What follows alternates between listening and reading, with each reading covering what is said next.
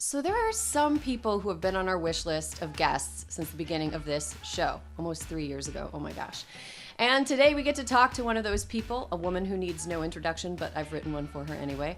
Hold on to your butts, folks. I'm holding on to mine. She's been a first lady, a senator, a secretary of state, and was the first woman to be nominated for president by a major political party, and the first woman ever to win the popular vote, smasher of glass ceilings, and now a podcast host.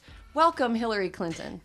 Thank you so much, Erin and Alyssa. And it's a great treat to be with you on your podcast, which is just a fabulous conversation. Thank you, Hillary Clinton, for complimenting my podcast. So let's start big. You've had a front row seat to history, and you are a part of history.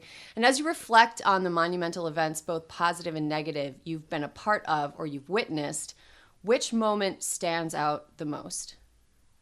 Well, in my personal experience, 9/11. I had been a senator from New York for less than a year. I took office in January of 2001. I was literally just getting my bearings in the Senate, trying to figure out where you go and what you do and how you spend your time. And 9/11 happened, and it became the most all-consuming, incredibly,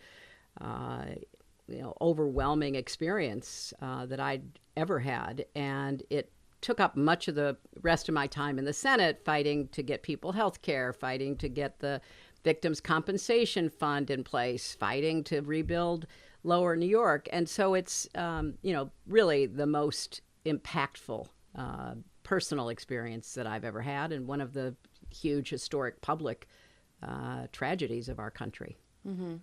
Well, as the Biden administration tackles this particular historically massive event, the challenge of the pandemic, do you ever find yourself wanting to be back in the thick of things, helping out, or are you glad you're not responsible for cleaning up this mess? No, I'm always looking for ways that I can be helpful. Obviously, not in the official positions, but I've spent a lot of time talking with old friends who are now in the Biden administration. And I really applaud the president for bringing in people who actually know what they're doing. Isn't that a nice change after the last 4 years? And have put in place systems, have totally gotten rid of the bluster and the blaming and the finger pointing to say, okay, here's what we're going to do and here's how we're going to do it. But we still have a long way to go, not only here at home and getting everybody vaccinated and then getting children vaccinated, starting with, teenagers and going down. But we've got the whole world to worry about because this is a mutating virus, and left unchecked in some faraway place, given, transportation, mobility, and all the rest of what we live with in the modern world, it will still be a threat that might require annual booster shots or vaccines like we do with the flu.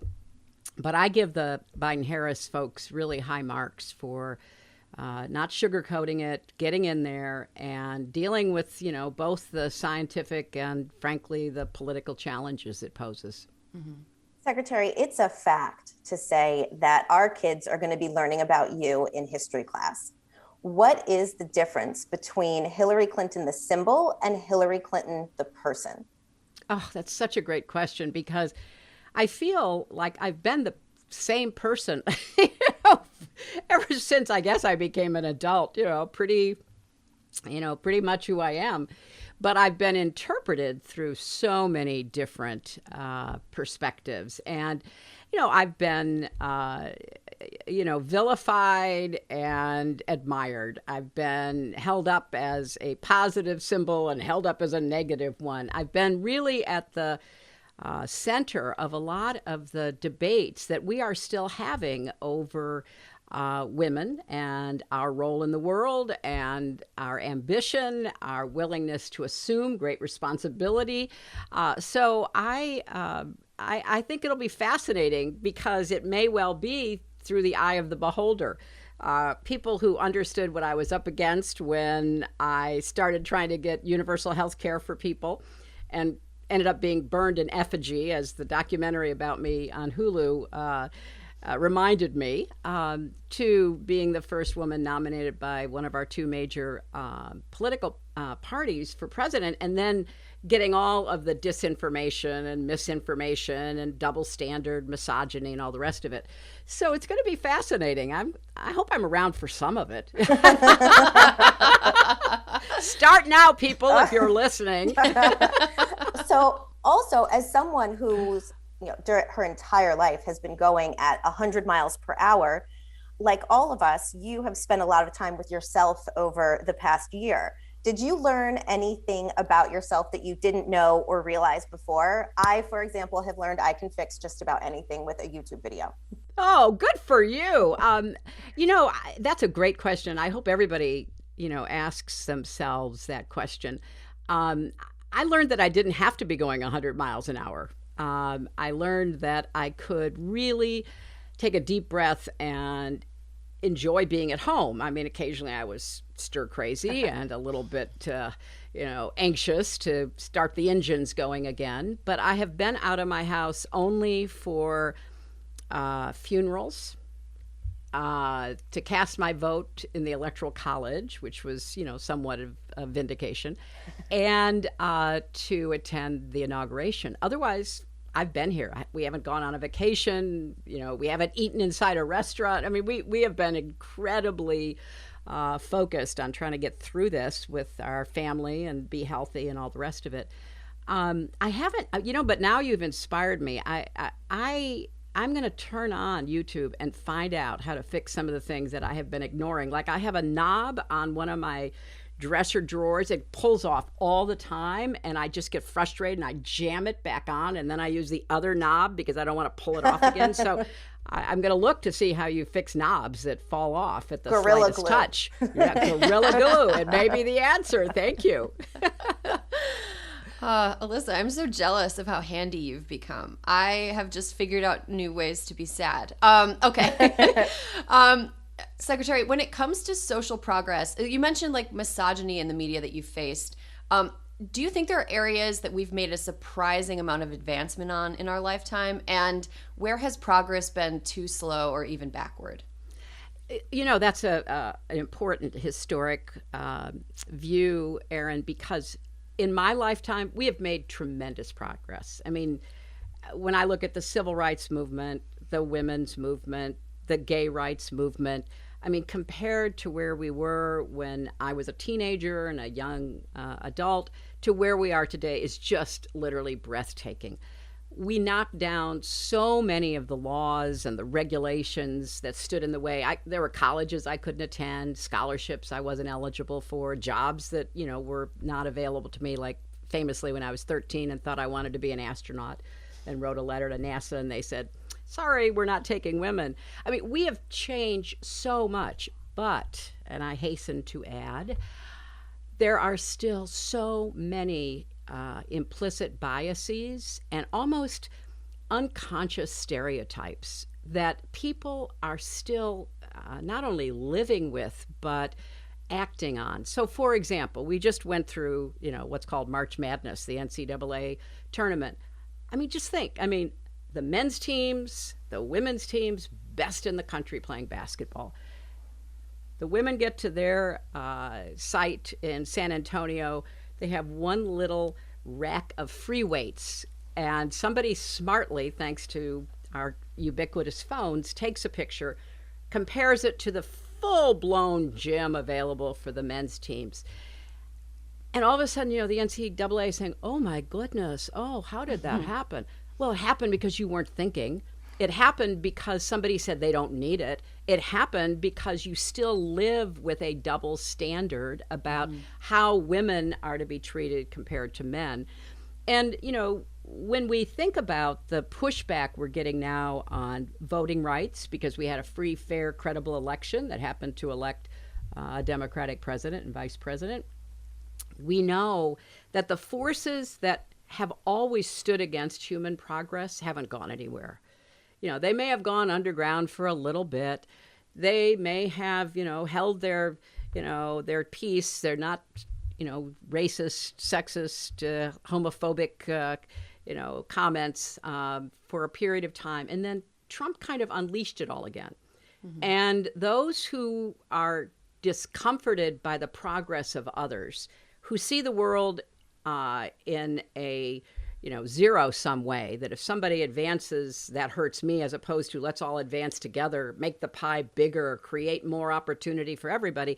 People who live with that anger, fear, insecurity, outrage, were given permission. And we have seen the results of that now. So yes, we've made tremendous progress, but the lesson really is, in this great human experiment that we all take part in, we can't ever rest, because the deep, dark, negative tribalism that exists within all of us to a greater or lesser degree can always be brought out. I mean, these attacks on Asian Americans, I mean, wow, it's just stunning. Women walking their dogs, men going to the store, I mean, out of nowhere being pummeled and assaulted, insulted. And I don't think it's an accident that, part of what Trump tried to do was to, make this a China problem instead of, yeah, it is a China problem. We still don't know exactly everything we need to know, but that has nothing to do with the Chinese people or Chinese American or Asian American people. So, yeah, we have a lot of work still ahead of us. Mm-hmm. Yeah, and just really quick, I want to go back to something you mentioned. NCAA women's tournament, how exciting was it? It was fabulous! It was fabulous. So, okay, I am full-on Erin McDonald stan now. Watching. She's amazing. She's amazing. Oh, my gosh. And Adia Barnes, the coach of Arizona's, I have a Stanford graduate daughter and son-in-law. So we watched it cheering for Stanford, I have to admit, even though we were thrilled by Arizona. And I also loved the confidence and the energy of these young women. And both coaches were just so in there and saying, yeah, we're going to do this, and come on, you can make it. And it goes down to the buzzer shot, and I thought it was a great game. Yeah. I played half-court basketball. That's another thing that's changed. I have to quickly add here. Half-court basketball, you could not pass the center line, the half-court line. You had 3 people on each side of the line. You had either defenders or scorers, and you could not cross the line, and you could only dribble 3 times. And we were told it was because women's hearts couldn't take it. I mean, you can't make this stuff up, my friends. Oh my gosh. Well, that is progress for sure. Secretary Clinton, we know that you have made getting more women to run for office a priority your entire life. We also know one big deterrent to women running for office is seeing how ruthless the media can be, specifically to women. Your dear friend Geraldine Ferraro really was a pioneer here. What would you tell a young woman who is thinking about running for office but worried about the press brutality? Oh, Alyssa, I have this conversation so many times. And I started an organization after the 2016 election called Onward Together to do just what you're saying, to support organizations that are recruiting and training candidates, particularly women and people of color, to run for office up and down the ballot, not just, Congress, but state legislatures, city councils, the whole group of elected officials in our country, which numbers many thousands. And I'm often asked, well, how do I get into it? How do I do it? What do I have to be prepared for? And number one, you have to be prepared. You have to know what you're doing. You have to understand the stakes of getting into the political arena right now. And you have to learn how to defend yourself, but also to take criticism seriously, but not personally. And by that, I mean, look, I was legitimately criticized every time I ran for office about things, a position I took or didn't take, or something I said or didn't say. That's all fair. That's the kind of thing, well, okay, maybe I can learn something. And oftentimes your critics are better teachers than your friends, because they can shine a brighter light in a way that you can actually see what you maybe were lacking in.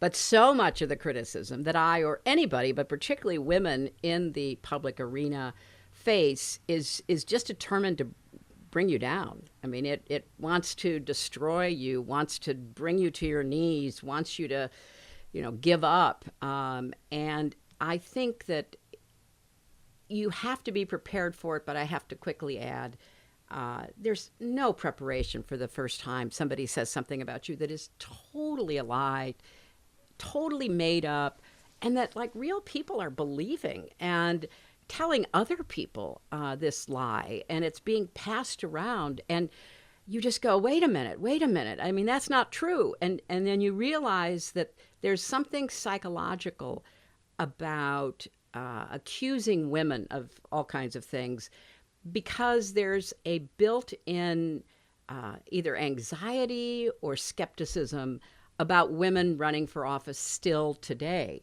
So oftentimes these accusations fall, unfortunately, on fertile ground. The other thing you have to be prepared for is it does not matter what you wear, what you look like, what your hair style is, or any of that. You're going to be criticized. When I was the only woman on the stage, I mean, people said all kinds of, weird things. And then we had more women, thankfully, running this last time in the Democratic primary. And again, it didn't matter. You could be tall or short or, wear pants or wear skirts. It was all fair game for the fashion police and the finger pointers. So you just have to take a deep breath and say, you know what? I'm doing this for the right reasons. I want to serve. I have issues I deeply care about. I want to make a difference. I want to help people, and just power through it and don't get knocked over. Mm-hmm.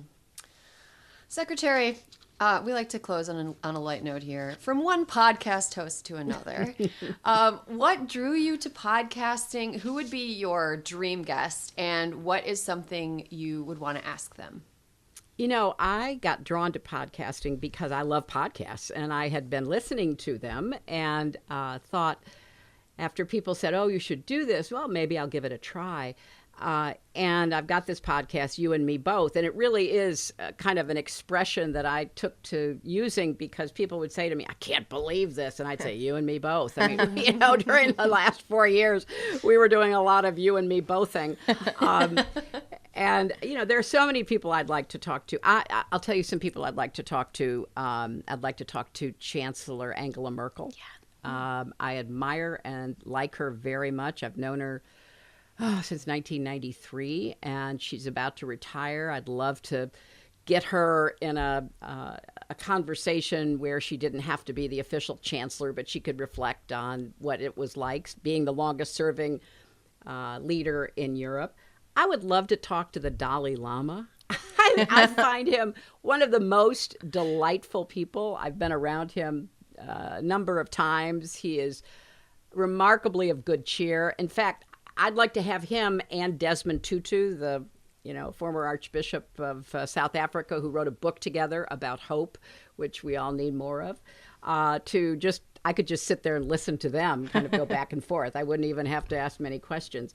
I'm just interested in people who, as we were just saying, keep going under difficult circumstances. On my podcast, I've interviewed famous people like Audra McDonald, who talked very openly about her suicide attempt and how she came back from that.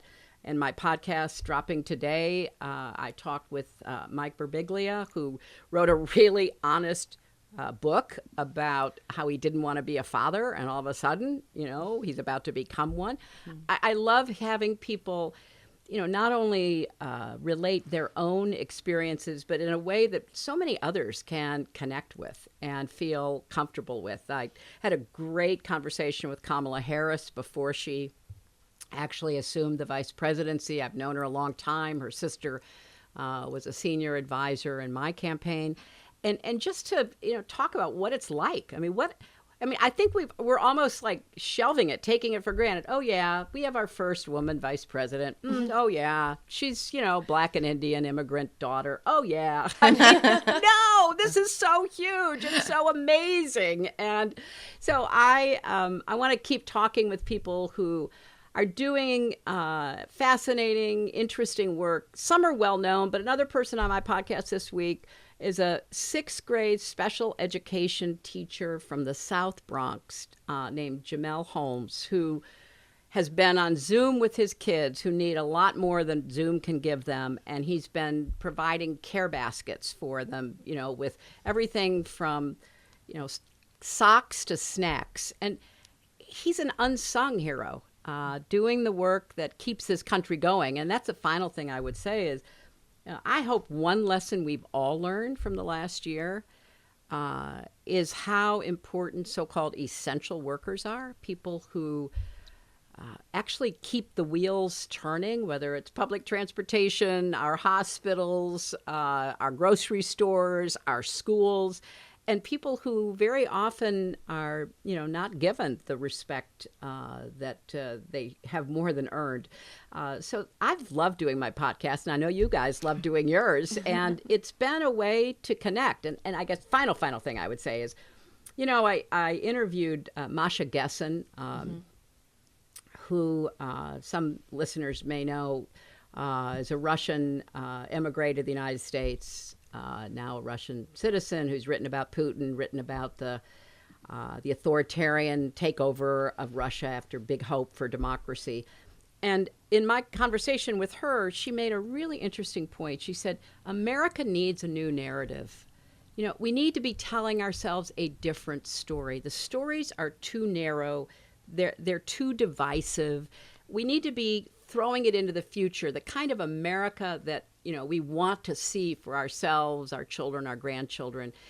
And she was talking to me about Alexei Navalny, who, Putin has tried to kill. And then he went back to Russia, which was, more than I could have ever imagined doing. And now he's back in prison. And most of us are fearful that he will, quote, die in prison. And she told me about how what he's tried to do is to talk about a Russia of the future. Well, they really need it. I mean, look at where they are, this highly intelligent, educated society, basically making no progress. But look at where we are, divided, unable to come to agreement about letting everybody vote. I mean, you got to stop and just kind of crook your head and think, what is going on, my friends? So yeah, we need to tell ourselves a different story, and we need to try to figure out how to do it in a way that brings more people together. Mm-hmm. Well, maybe all this time we got to spend by ourselves gave us maybe more capacity to grasp complexity and multi. This is me being very hopeful. We're talking about Good. hope. This is me being hopeful. Good. Secretary Hillary Clinton, thank you so much for joining us. Our listeners can find your podcast pretty much wherever they find any podcast, right? Like Apple, Stitcher, Spotify. Wherever. So that was Hillary Clinton. I cannot believe that I'm talking to you. You've been somebody I've looked up to for a really long time. So thank you so much for joining us. Thank you. Thank you both.